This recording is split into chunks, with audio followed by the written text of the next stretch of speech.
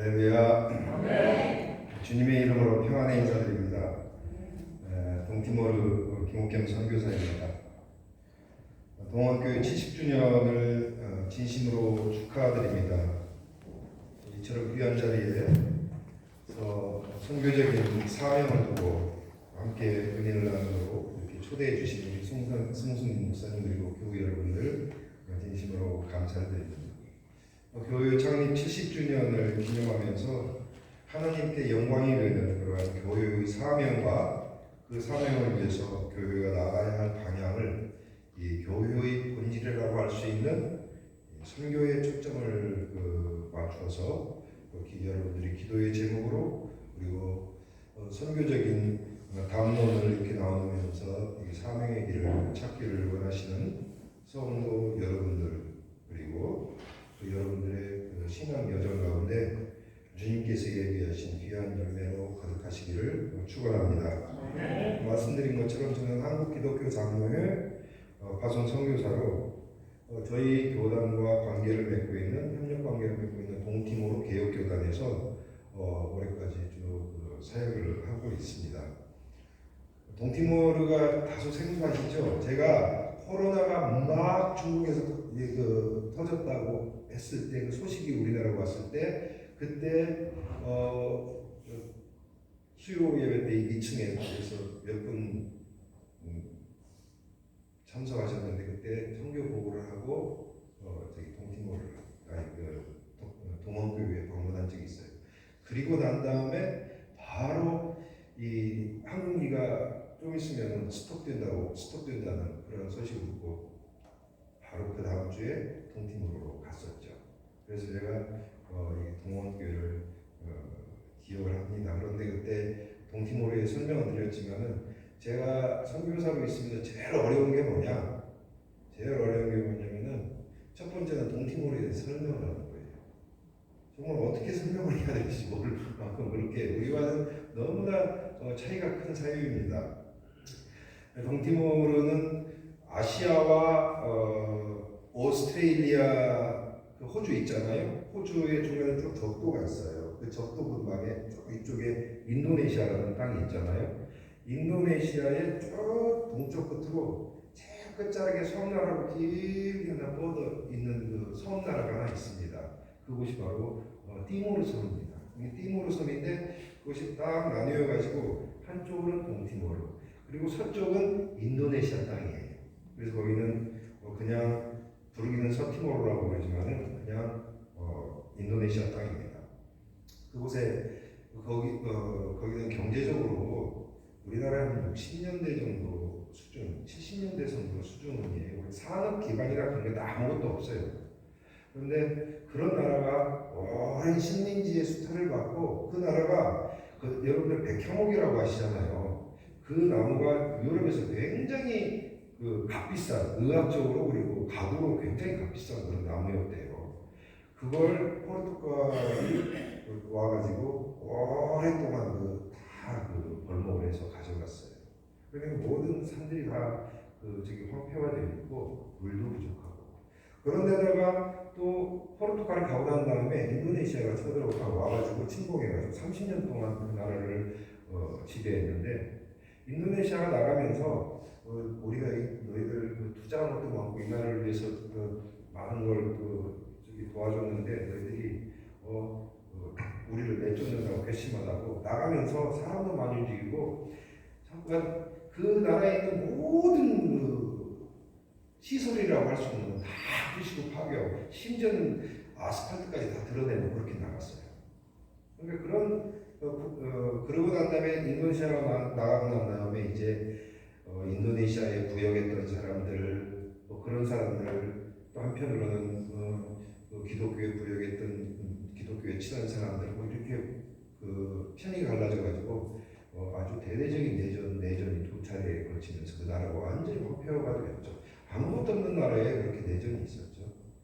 그래서 이제 그런 내전으로 동티모르 교회가 파괴되고 교인들은 다 산으로 피신해서 올라가고 그러다가 어느 정도 이렇게 자리를 이렇게 좀 안정이 돼가고 있으니까 교단에서 동티모르 현지 교단에서 우리 기장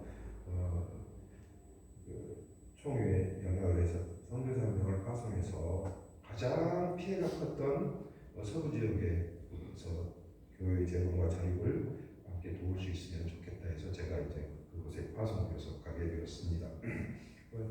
인구는 한 150만 명 정도 되고 우리나라 강원도 크기만한 땅에 조금 척박하고 사막지대고 같은 여러분들 요즘 동남아 여행들 많이 다니시잖아요.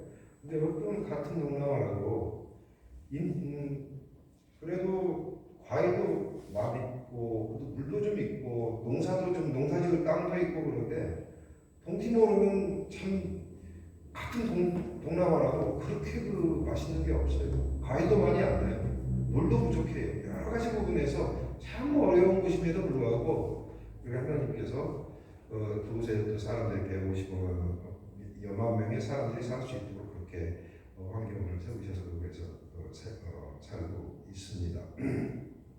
저는 2년마다 한 번씩 한국에 이렇게 방문을 해가지고 선교 보고도 드리고 동티모르를 알리고 이렇게 하는데 아까 우리 송 목사님께서 말씀하셨지만 이제 저는 단순하게 선교 보고하고 동티모르를 위해서 함께 기도해 주십시오 하는 차원으로 지금까지 한국에 2년마다 왔을 때 한 2, 3개월씩 하고 그러고 다시 돌아가고 그랬는데 특강 형식으로 해달라고 했지만 마음이 좀 부담스럽고 떨렸어요. 처음이에요. 제 자신이 동티모르에 살면서 동티모르 아날로그 살려 아날로그. 그러니까 아날로그이면서 제 스스로가 지금도 설익고 어설프고 투박하고 아마추어 같은 그런 기분에서 떨쳐버릴 수가 없어요. 제가 뭐라도 아직도 어설픈 것 같아요. 그런데 제가 특강을 한다는 게 굉장히 부담스러웠습니다. 그러나 또 제가 이렇게 부담스러워할 수 있는 이유가 또 있는데 이건 잠시 후에 말씀을 드리기로 하고 어쨌든 귀한 자리에서 해외 선교를 함께 은혜를 나눌 수 있도록 해주셨으니까 동티모르 사역 이야기를 통해서 이 시간에 여러분들이 교회적 선교적 교회로서 나가는 그러한 함께 기도하는 제목들 가운데 참고가 되고 또한 도전이 되는 그러한 마음으로 제가 이 시간 작은 저희 간증과 더불어서 특강을 이어가려고 합니다.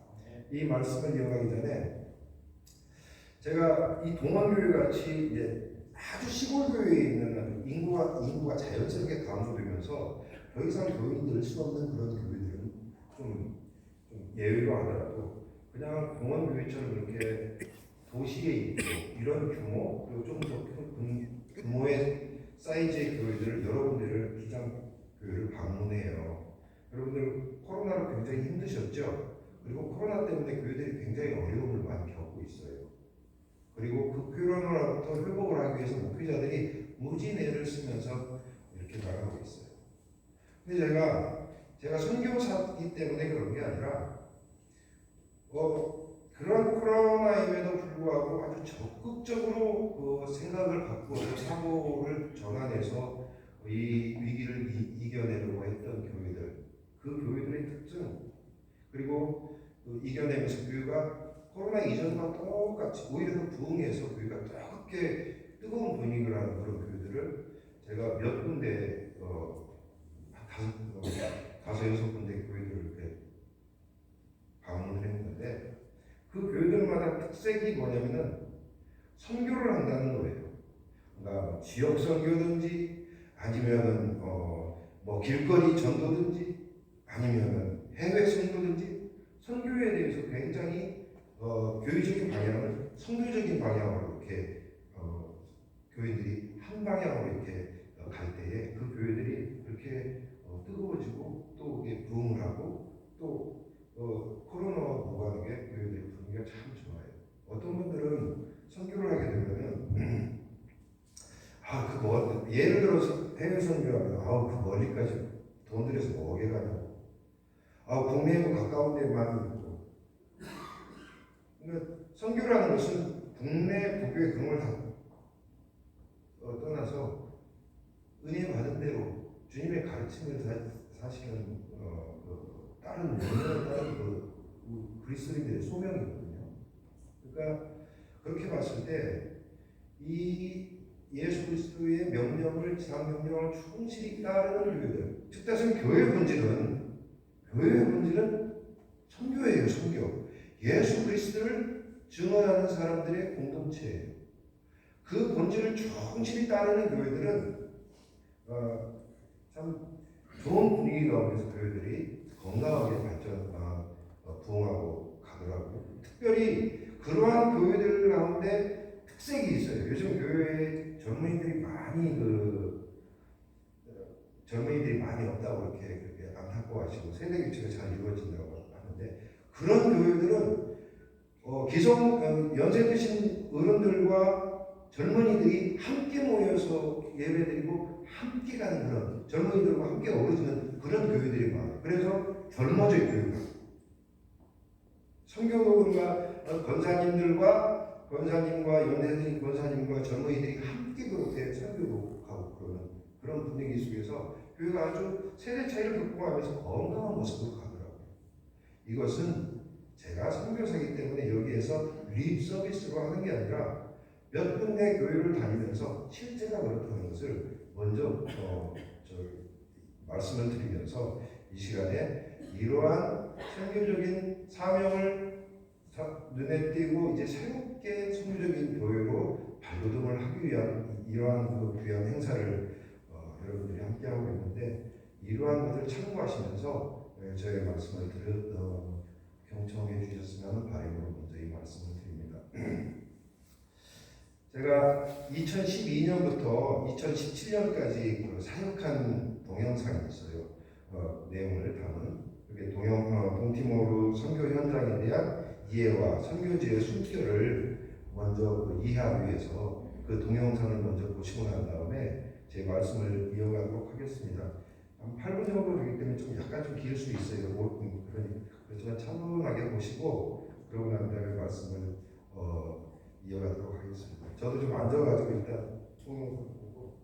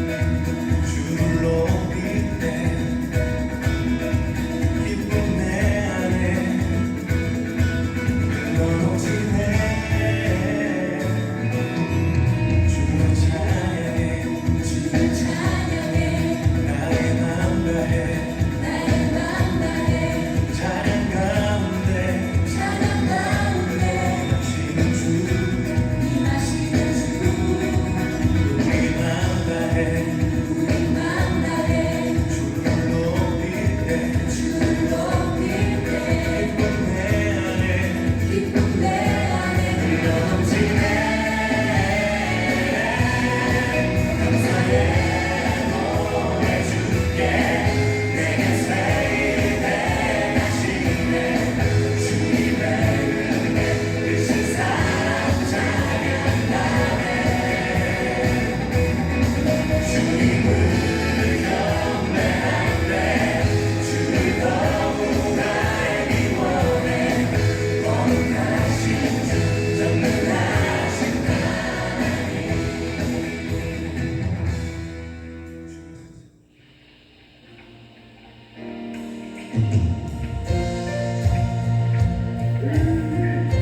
어디 나와봐요, 어디.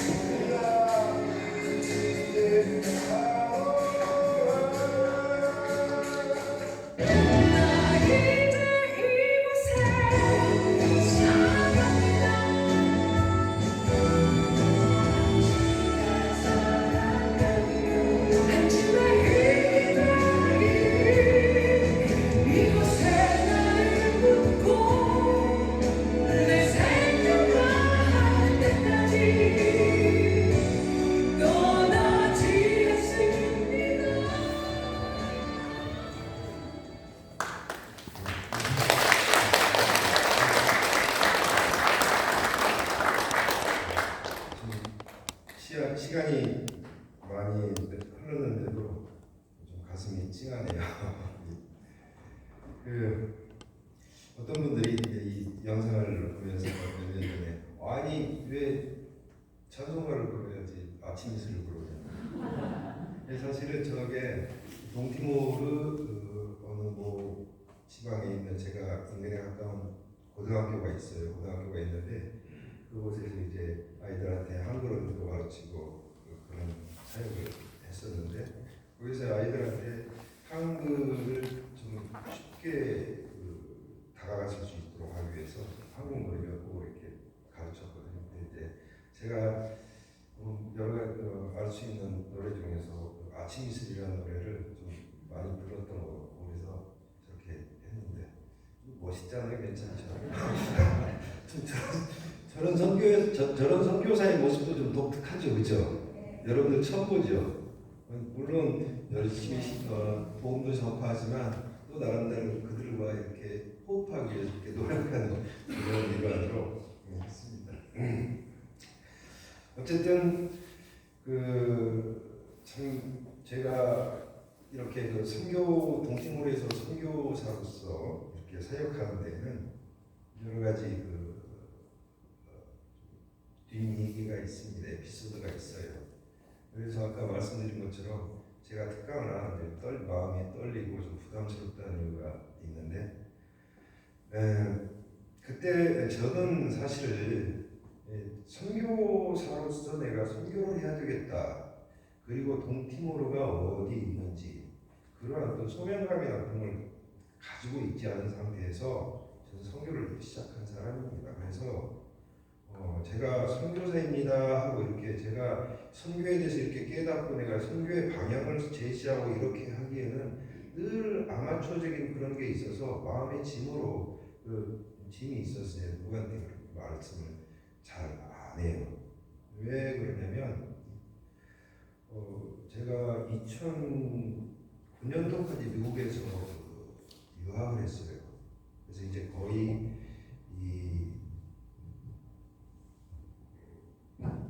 논문이 저희 끝나갈 무렵인데 저희 집사람이 갑자기 등이 아프다고 해서 병원에 갔는데 그래서 CT를 찍었는데 그때 시카고에서 전 유학을 했습니다. 병원에서 진단이 나오는데 췌장암 말기라고 3개월밖에 살지 못한다고 그렇게 진단이.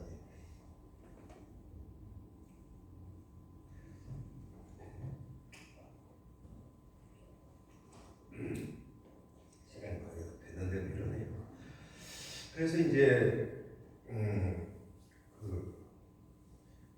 집사람을 살려야 되겠다는 마음으로 유학생활 모든 걸 다 뒤엎고 일주일 만에 다 뒤엎고 저희 아이들이 2살, 4살 때 미국에 가서 8년 정도 살았기 때문에 아이들이 완전히 이제 한국에 들어와 문화적으로 적응하기가 참 쉽지 않은 그런 나이였어요.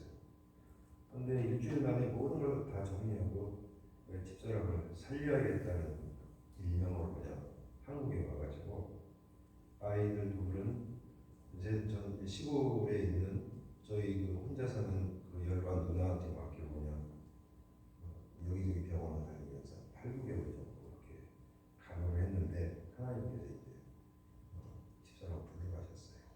그래가지고 졸지에 호레비가 됐네요. 그때가 49이에요. 이제 그래서 하나님도 원망하면서 갑자기 모든 게 다 뒤바뀌어 버렸잖아요. 뭐 경제적으로도 그렇고 한국에 여기 살 집이 있나요? 그래서 누나는 왜 빌부터 살면서 그냥 한 1년 정도 폐인처럼 그렇게 살았어요. 그 모습을 보고 또 소식을 들은 선후배 목사님들께서 이런 동티모르라는 나라에서 이렇게 선교사 어려운 예전에서 교회를 재건하고 자립하는 사역을 위해서 선교사 한 명 요청했는데 거기에 가볼 생각이 없네요.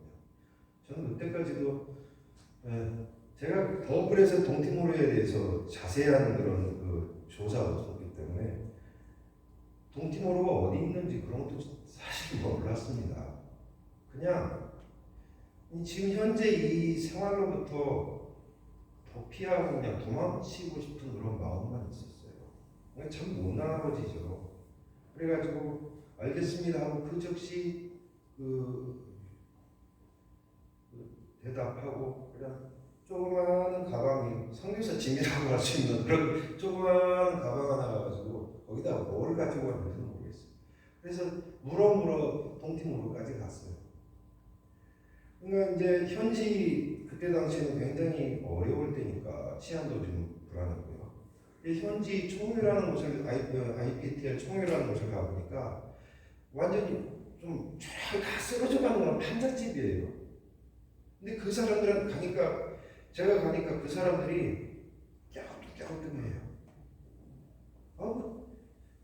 얼굴은 휑하고 수염도 수룩하고 선교사 같지 않은 사람이 와가지고 선교하고 왔다고 하니까 그래도 그동안 타 교단이나 이런 데 오면 좀 돈도 좀 있어 보이고 그게 뭐냐고 지원해 줄 수 있는 능력도 되어 보이고 얼굴도 하얗고 옷장도 차림새도 좀 그들과 좀 다르고 그런 사람들이 와가지고 그런 사람들이길 기대했는데 아니 도무지 선교사로서 믿기지 않은 그런 외모로 꾀죄죄한 모습으로 제가 가니까 야우뚱해요. 그러더니 제가 알고 있는 제가 그 동티모르에서 가장 선교적 내전으로 가장 피해를 본 서부 지역의 그 에디리 마을이라고 해서 트럭을 태우고 가지고 거기다 딱 떨어뜨리더라고요. 아주 오지 마을이에요. 지금도 그 마을에 살고 있습니다.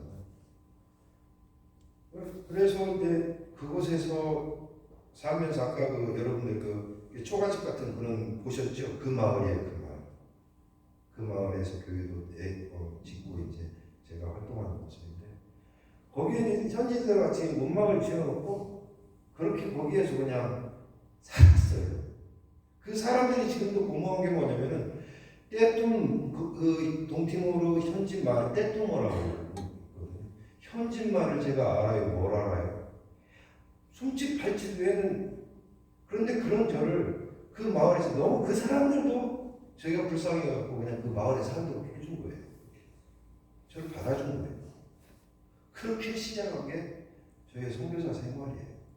그러니 제가 선교의 방향이나 이런 거에 대해서 막 이렇게 논하는 이런 선교 특강을 해달라는 이 부탁을 얼마나 부담스럽게 했겠습니까? 밤에 잠이 안 왔어요. 그럼에도 불구하고 이런 저의 작은 간증을 통해서 이게 하나님께서 역사하시고 우리에게 베푸시는 은혜를 함께 공유하고 함께 나누는 시간이 되기를 바라고 또 이런 시간이 되어지리라고 믿습니다. 그렇게 이제 그 에디리 마을에서 시작을 하는데 선교를 하면서 그곳에 살면서 제가 정말로 부여잡을 수 있는 것은 말씀밖에 없었어요. 그것도 제 머릿속으로 탁 떠오르는 주시는 영감으로 주시는 그런 말씀. 그래서 제 그 선교 사역을 시차적으로 보면 한 4단계로 이렇게 구분할 수 있는데 첫 번째가 뭐냐면은 하나님께서 저에게 지혜로 주신 말씀이 내 입을 크게 열라 내가 채우리라. 시편 81편 10절 말씀이에요. 내 입을 크게 열라 내가 채우리라. 이스라엘 백성들을 향해서 그래 하나님께서 그렇게 약속을 하시죠. 근데 저는 이 말씀이 저에게는 생명줄. 아무것도 없어요. 그 동티모르에 그렇게 갔으니까 후원 구조가 있겠어요? 아이들한테 교육비를, 생활비를 보내는 것은 마다하고 그곳에서 생활할 수 있는 여건도 안 되는 제가 그런 상태였어요. 보셨잖아요. 자전거 누가 한국으로 하도 불쌍하니까 한국 피스커피어 가면서 양봉하라는 간사가 저에게 이거 목사님 이거라도 타세요 하고 살 다 빠진 자전거를 줬어요. 삼천리 옛날 레스포잖아요. 레스포. 그거 고쳐가지고 그거 가지고 동티모르는 전부 저기 산악 지역이에요. 그 300m, 700m, 1000m 되는 그 삿포를 자전거 타고 이렇게 자전거 끌고 내려오고 오다가 땅콩하고 열대지방은 저 가시나무들이 많아요. 그렇게 그곳에서 그렇게 살았어요. 그러니까 그 내 입을 크게 열라 내가 채우리라 그 말씀이 생명의 꿀송이 같아요. 그래서 저는 진짜 지금도 많으신 분들이 오는데 저는 아침 일어나면 그냥 제 입을 벌려요. 입을. 사람이 없으면 입을 벌려요. 입을 어린아이처럼 벌려요. 어린아이처럼. 좀 어린아이 같고 좀 우습죠. 근데 저는 진짜 입을 벌렸습니다. 근데 하나님께서 제 입을 채워주셨어요. 그곳에서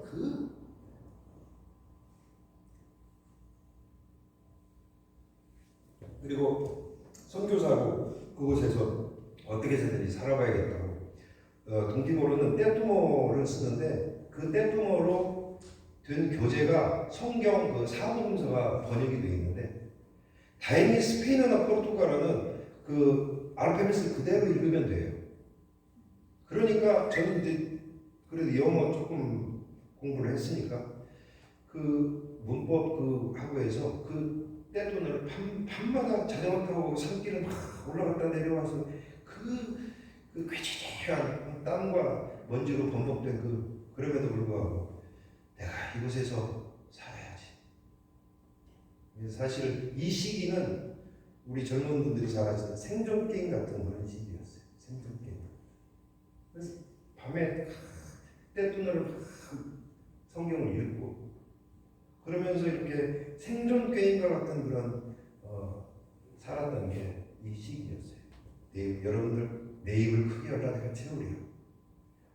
아무것도 없이 희망과 꿈도 없이 그냥 도망치듯 그곳에 갔는데 이 말씀 하나가 저를 그곳에 살려주셨어요. 내 입을 크게 열라 내가 채우리라. 그러는 와중에 모든 것이 막막하고 추상적인데 하나님께서 그 마을에 살면서 처음으로 교회를 짓도록 에디리 교회와 그리고 로에스 교회 두 개를 똑같이 쌍둥이가 짓도록 이게 2012년 14년도에 이렇게 하나님께서 귀한 손길을 주셔서 처음으로 제가 그 교회를 지면서 선교사로서의 사역을 해봤습니다. 교인들이랑 함께 등짐을 하고 오래를 그러면서 그렇게 일을 하니까 제가 선교사 같더라고요. 그때 제 존재감이 있더라고요. 감사한 마음으로 그렇게 했습니다. 그 교회를 딱 두 개를 딱 지어놓고 그리고 이제 그 흩어졌던 교인들을 모아서 이제 예배가 회복되도록 그렇게 하면서 하는데 그래도 생존 게임은 연속이에요. 그 교회 두 개가 다 지어지고 난 다음에 또 후원도 없고 또 교회를 내가 다른 일이 없으면 내가 여기서 무엇을 하지? 늘 그런 불안감이 있었습니다. 그때 그 두 번째 시기는 그 다음으로 제가 내 선교적 주제의 말씀으로 이렇게 묵상하면서 사모했던 말씀은 출애굽기 34편 24절 말씀 여러분들 잘 아시는 내 지경을 넓히리라. 사실 모세가 두 번째 돌판을 만들도록 하나님께서 명령하시면서 약속을 하시죠. 모든 열방들을 넘어서 내가 내 지경을 넓히도록 하겠다. 그런 약속을 하세요. 내가 무슨 일을 해야 되지? 내가 어떻게 살아야 되지? 내가 여기서 또 후원으로 떨어지면은 내가 어떻게 생활해야 되지? 그런 현지에서 혼자 살고 있는 불안감하고 그렇게 살고 있는 가운데 이 말씀이 또 저한테 너무 와닿는 거예요. 이 말씀을 또 생명 같은 거예요. 그래서 내 지경을 넓히리라, 내 지경을 넓히리라 혼자 떠들었어요. 방에서 내 지경을 넓히리라. 그러면서 사실은 내 지경을 하나님께서 지경을 넓혀주셔야 넓히는 거예요. 근데 그때는 어떻게 내 입으로, 어떻게 내 노력으로, 어떻게 쓰는 내 고민하면서 해보려고 그렇게 하는 거예요. 생존 게임의 연속이었어요. 그런데요, 그렇게 입을 열어서 내 입을 크게 하라 내가 채우리라, 그리고 내 지경을 넓히리라, 이렇게 입으로 이렇게 하는데 하나님께서 정말로 지경을 넓혀주시네요. 이 시기 동안에 아까 보셨던 그 비디오가 이거예요. 이 시기 동안에 동티모르는 쭉 이렇게 있으면 서쪽으로 나뉘었다고 그러잖아요. 서쪽 인도네시아 경계가 있는 이 서쪽 지금 레호봇 교회라고, 아까 그 허름한 교회 있었잖아요. 그러니까 녹색으로 파랗게 칠해졌던 그 교회죠. 그 서쪽 끝에 있는 그 레호봇 교회와 저 동쪽 끝에 아까 그 정탑 우뚝 세워진 첨탑 세워진 그 로스팔로스 교회거든요. 로스팔로스 임마누엘 교회. 근데 다른 선교사들이나 다른 분들이 그것을 공사를 하려면은 너무나 돈이 많이 들고 힘들어가지고 너무 멀어서 다 요청을 해서 다 사절하는 그런 교회였어요.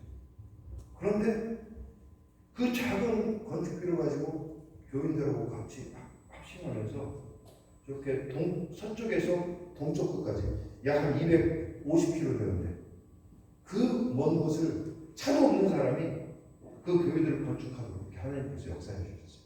동에서 서쪽까지, 서에서 동쪽까지, 끝까지. 그 중간에 또 교회들 여러 군데를 또 그 무너졌던 교회들을 짓게 해주시고. 그러니까 참 지경을 넓혀주신 거잖아요. 이 기간 동안에 아무 수도 없이 갔는데 내 입을 크게 열라. 그리고 내 지경을 넓히리라. 하나님께서는 이렇게 채워주시더라니까요. 근데 이게 다 내 힘으로 되는 줄 알았어요. 내 힘으로. 그래서 내가 진짜 안간힘을 다했죠. 그랬는데 내 힘으로 하니까 어떻게 됐냐면은 아까 보신 것처럼 자동차가 한번 뒤집어지는 그런, 그것도 남의 자동차 빌려서 이렇게 가는데 뒤집어지는, 그리고 현지인이 크게 다치는. 그때 당시에 이제는 내가 선교사로 이것도 다 못하겠구나, 현지에서 이제 나올 때가 되지 않느냐, 막막한. 그리고 이 내 힘으로 막 하면서 그때 당시에는 현지인들은 굉장히 많이 그 다툼도 하고 싸우고 그랬어요. 그래서 참 너무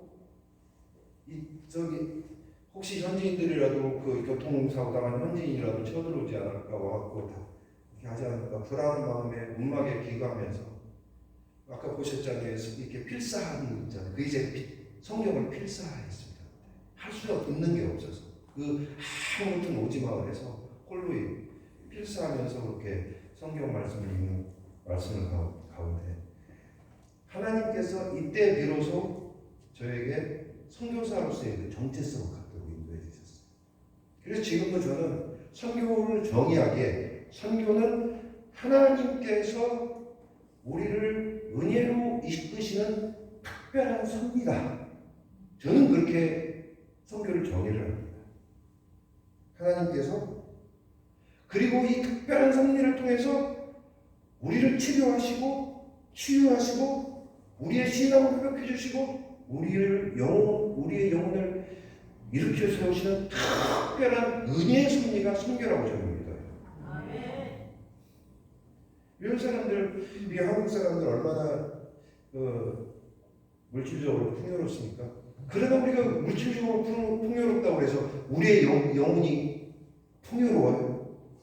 우리가 얼마나 가슴이 넓다고 생각해요.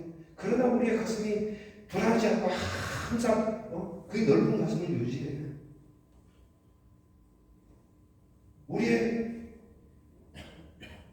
그러나 하나님께서는 이 선교, 예수 그리스도의 가르침과 예수 그리스도의 명령을 따르는 일을 통하여서 우리의 인생이 아름다운 삶을 살도록 역사해 주신다.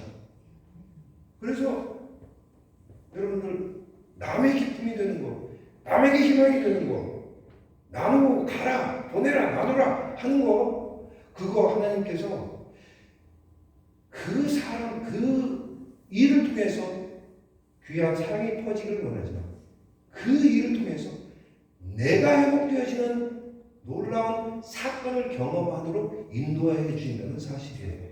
이것이 선교예요. 저는 이 시기 동안에 이걸 깨닫게 됩니다. 에베소서 특별히 필사를 하는 가운데 에베소서 1장 18절 19절 말씀이 눈에 탁 들어와요. 너희 마음에 눈을 밝히사 그의 부르심의 소망. 나를 이곳까지 불러주셨구나. 무엇이? 성도 안에서 그 기업의 영광의 풍성함이 무엇이냐?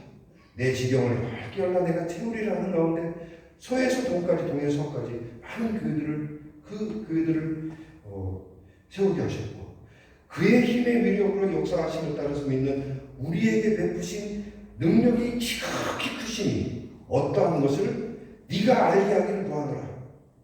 주님께서 나를 그런 능력 가운데 인도해 주신 그 은혜를 깨닫고 알기를 원하노라.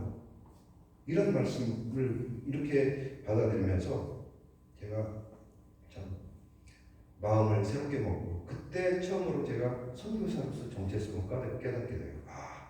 선교를 통해서 하나님께서 나를 살리셨구나. 내가 동티모르에 교회를 세우고 이들한테 물질적인 지원을 하고 내가 이들을 위해서 하는 게 아니라 동티모르 땅이 나를 살렸구나. 그래서 이러한 그 마음을 가지니까 동티모르 땅이 너무나 그 아름다운 거예요. 너무나 척박한 땅. 그곳의 사람들이 너무나 사랑스러운 거예요. 그 무지랭이 같은 그 사람들, 우리야, 마스터로 해가면서 그 어린아이들이 와가지고 버르장머리 없이 하고 이거 하면 달라고 그러한 그 무지랭이들이 그 사람들이 나를 받아주고 나를 그곳에서 살도록 해주었어요. 그렇게 생각을 하니까 제가 그곳에서 무엇을 해야 될지, 이제는 어떻게 살아야 될지, 어떻게 은혜로 걸어가는, 은혜에 이끌려서 가는 선교를 해야 될지, 그때서 제가 선교사로서 정체성을 갖게 되었습니다. 그래서 선교란 이런 거구나. 그래서 저는 지금도 동티모르를 동티모르 땅에서 제가 나름대로 이게 혼자 그 오지에서 호레비가 밥에 먹고 빨래하면 상당히 쉽지 않아요. 이게 먹을 것도 제대로 없고 그런데도 한 번도 마음을 틀어뜨리지 않으면서 이곳에서 혼자 그렇게 교인들이랑 같이 등진도 하고 그러면서 살 수 있었던 것은 바로 이 은혜를 깨닫도록 해주신 사건이라고 있습니다. 여러분들 선교적인 교회의 역할과 그리고 그 사명을 가실 때에 여러분들이 이러한 선교제를 통해서 이러한 은혜를 깨닫시기 바랍니다. 이 선교적인 교회라는 것은 은혜 공동체예요. 은혜를 받은 사람들, 은혜를 사모하는 사람들, 은혜를 받기 소망하는 사람들, 그리고 받은 은혜에 감사하는 사람들, 받은 은혜에 감사하여서 그 은혜를 확보할 수 있도록 또 사람을 전도해서 함께 은혜에 동참하도록 인도하는 사람들의 모임 공동체가 은혜 공동체가 바로 교회라는 사실이에요. 그러므로 이 교회가 이 교회적인 선교적인 교회라고 하는 것은 교회 건물 자체가 이렇게 선교를 하는 게 아니고 은혜 공동체 안에 있는 사람들이 그 은혜를 깨닫고 은혜에 이끌려서 주님께서 우리에게 명령하신 땅끝까지 이르러내 증인들아, 그 땅끝이 지금 우리 주위에 있고 내가 알지 못하는 미지의 세계에서 예수 그리스도를 알지 못하는 사람들을 향하는 것일 수도 있고 예수 그리스도의 가르침을 따르기를 소망하는 사람들이 가서 행하는 것이 바로 선교라고 있습니다. 이 일을 향하여 가는 것이 선교적인 교회고, 그러면은 이렇게 교회가 이렇게 선교적인 교회가 되면은 역할과 사명은 자연스럽게 도출되는 게 아니겠어요? 자연스럽게 깨달아지는 게 아니겠어요? 제가 역할은 이렇습니다. 그 이후에 그 강연하시는 분들 그 역할과 사명도 구체적으로 들으시고 교회가 그런 거예요. 제가 말씀이 좀 길어지는데 준비를 많이 했는데 아직 반도 못했네요. 그렇다면 여기까지만 하겠습니다. 제가 이게 달변이 아니라서 그리고 동티모르에서 떼뚜머로만 사용하고 2년마다 와보니까 혼자 살다 보니까 한국말도 잊어버려요. 한국말. 그래서 말도 어눌해요. 거기도 지금 거기에다가 지금 제가 지금 29일날 4월 1일날 갔는데 29일날 모 교회에서 저 후원해 줘가지고 시골 교회인데 여기 이제 임시치아 어금니 지금 4개 있어요. 그래서 29일날 다 그 임플란트 하고 가야 돼요. 그렇기 때문에 짧게 하겠습니다. 시간이 굉장히 많이 들어요. 그래서 여러 가지 말씀을 많이 드렸는데 정리하자면 여러분들 선교를 하실 때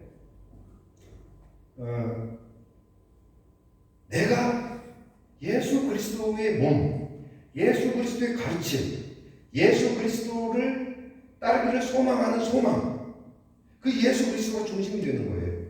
그게 그리고 우리 공동체가 예수 그리스도의 그 가르침을 따르기를 소망하면서 가까운 이웃이든 그것이 먼 열방이든 아니면 내 이웃이든 그들을 위해서 예수 그리스도의 향기가 되고 예수 그리스도의 사랑을 전하는 사랑의 편지가 되기를 원하고 간절히 소망하는 사람들이 한 수레바퀴가 되는 거예요.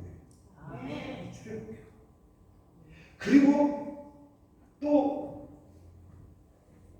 그 사랑을 받고 예수 그리스도를 함께 나누면서 그 사랑을 나누기를 소망하는 사람들이 또 한 수레바퀴가 되는 거예요. 그리고 저처럼 보내진 선교사가 이 수레바퀴 안에서 함께 굴러가요. 이렇게 은혜에게 수레바퀴를 굴러가는 것이 바로 여러분들 다름 아닌 선교라고 믿습니다. 그래서 교회는 선교 공동체고 교회의 본질은 예수 그리스도가 전파될 수 있도록 우리가 함께 모여서 그 소명을 다하는 그것이 바로 교회의 본질이라는 거예요. 이 오후에 이 주일날 오후에 여러분들 선교에 대해서 함께 말씀을 나누고 있는데 특별하게 어렵게 생각하지 마세요. 내가 받았는데 가서 베푼다. 아니 나눈다. 겸손한 마음으로 은혜의 통로가 된다. 어떤 분들은 해외에다가 이제 그러면서 목사님 우리 교회에다가 교회 하나 지읍시다. 예, 교회 여러분들 특히 어르신들 해외에다 교회 하나 지어가지고 이렇게 좀 주님께 영광이 되고 싶죠. 그러나 그래서 요즘 많은 교회들이 해외에 세워져요. 그런데 꼭 필요한 교회들이 세워지기도 하지만은 또 그렇지 못한 경우도 있어요. 우리가 이제는 사고를 바꿔야 돼요. 꼭 교회를 세워지기보다는 필요한 사람들의 생각에 따라서 그들의 필요한 것들을 주고 나눠야 돼요. 근데 우리는 우리의 영광을 위해서, 우리의 생각을 위해서 하나님께 내 생각에 이것만이 하나님께 영광이 되겠다 해서 이렇게 막 교회 짓고 여러분들 이제는 현재 필요한 것들 그곳에 학교든지 보물이든지 아니면 교회 안에 사택이든지 여러 가지의 모습들이 있는데 그런 방향으로 우리가 선교적인 안목을 확대시키고 좀 전환을 할 필요가 있어요. 제가 이 말씀을 드리는 건 뭐냐면 선교를 하기 위해서 하나님께서 그 땅을 통해서 나로 하여금 은혜를 체험하도록 하는 섭리에 참여하도록 하신다면 내가 겸손해져야 된다는 사실이에요. 그래서 선교는 진짜 선교는 정말로 그들과 함께 더불어서 이렇게 할 수 있는 것은 겸손해져요. 제가 동티모르에서 한 가지 딱 자랑할 게 있어요. 제가 그 20여 개 지금까지 그 산불의 20여 개 교회와 사택과 이렇게 지어서 하는데 자전거를 타고 다니고 차를 타고 다니고 길을 가는 곳마다 천주교인이든지 캐톨릭이든지 원주민이든지 아니면은 기독교이든지 아이들도 파스토를 페스터잖아요. 페스터. 근데 거기에서는 캐톨릭에서는 그 신부들을 파스토르라고 불러요. 이게 최고의 경칭이에요. 사명 가도 파스토르 킹. 저는 그 이상으로 그들이 날 기쁘게 그 소리를 들으면 저는 아주 그냥 막 영혼의 전율을 느껴요. 그러면 내가 여기서 살고 있구나. 아무것도 아닌데도 그렇게 할 수 있었던 건 뭐냐? 저 굉장히 과격하고 다혈질이고 굉장히 사람이 좀 그 경거망동하고 그러지만 그것을 굉장히 겸손하려고 노력했어요. 그들과 더불어서 서로 존중하면서 살려고 노력했어요. 그러니까 그러한 삶에 돌아오는 것이 저한테 파스토라면서 저를 진심으로 존경하고 제가 무슨 말을 하든지 간에 그래도 이렇게 좀 존중하면서 함께 하려고 하는 그런 거예요. 이게 선교예요. 그렇게 해야 그들에게도 은혜가 되고 또 나도 기쁘고 누군가의 기쁨, 누군가의 희망이 되는 것은 바로 나의 기쁨, 나의 희망이 되는 줄로 믿으시길 바랍니다. 이 일을 위해서 우리가 선교적인 묘여야 되고 이 일을 위해서 함께 나아갈 때에 은혜로 이끄시는 그 수레바퀴를 함께 굴릴 때에 그리고 선교란 바로 나를 은혜로 이끌으시기 위해서 내게 특별하게 배려하시고 예비하신 섭리라는 그 사실을 깨닫고 좀 저의 부족한 특강을 위해서 부족한 특강에서 좀 이해는 좀 덜 하시겠지만 그러나 선교의 본질이라는 건 이런 거구나. 은혜가 먼저다. 이 사실을 기억하시고 이 은혜를 통해서 이 동원교회 이 은혜 공동체가 선교를 통해서 아름답게 하나님께 영광을 돌리는 귀한 공동체가 되기를 주님의 이름으로 축원합니다. 마지막으로 주님께서 우리의 아름다운 삶을 위해서 이런 말씀을 하셨어요. 너희는 세상의 빛이라. 너희 빛을 사람 앞에 비추게 하여 너희 착한 행실을 보고 하늘에 계신 아버지께 영광을 돌리게 하라. 우리의 아름다운 삶이란 하나님께 영광을 돌리는 삶이에요. 내가 빛이 되는 삶을 사는 겁니다. 우리는 거룩한 백성들이고 아름다운 성도들이라고 불리잖아요. 이 거룩한 백성들의 삶이라는 것은 아름다운 삶을 살아야 돼요. 예수님께서 우리의 아름다운 삶을 위해서 하나님께 영광을 돌리는 삶을 삽니다. 다른 사람들의 눈에 비칠 때에 우리의 행실이 착한 행실로 비춰지기를 가르치고 소망합니다.